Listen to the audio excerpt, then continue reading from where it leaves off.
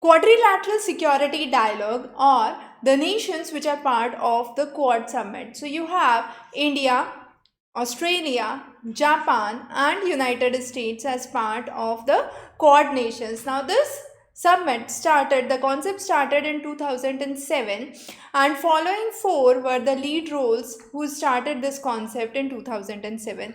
Initially, it was also known as the Quadrilateral Security Dialogue and was solely focusing on the issues of security. Later on, we have numerous other developments which are now part of it. Now, this also goes along with the exercise Malabar. Now, Malabar is a naval exercise that runs between three of the nations, which is US, Japan and India.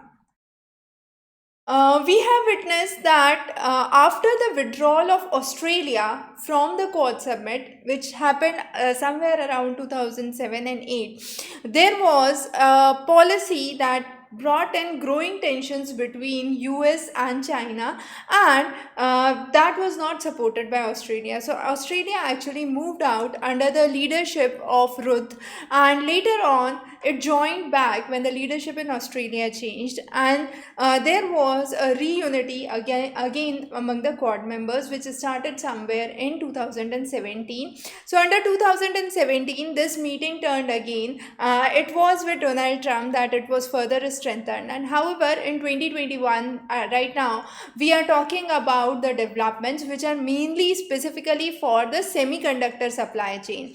The idea is to check the growing influence of China in the Indo-Pacific and bring in an alternate way which can actually bring in much more support system in the region. So this summit, 2021 summit, is specifically focusing on maintaining a semiconductor supply chain, and the growing aggression of China needs to be curbed. So the growing power of China, which has been openly seen by most of the countries, is one of the major features which is to be addressed.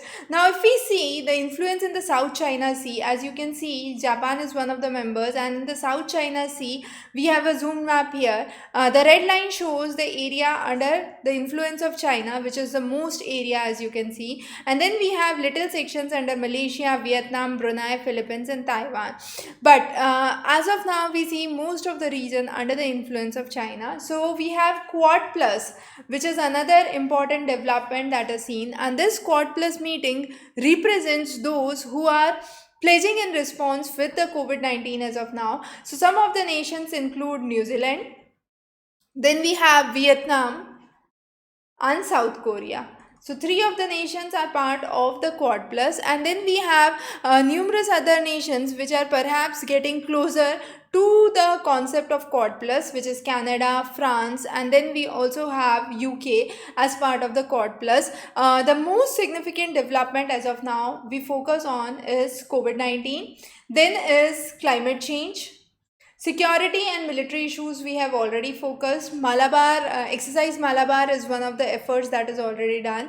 And then we have another expanded partnership for quality infrastructure, and that is through the Blue Dot Network process, which aims to create an investment portfolio, and Japan's partnership for the same is utmost important.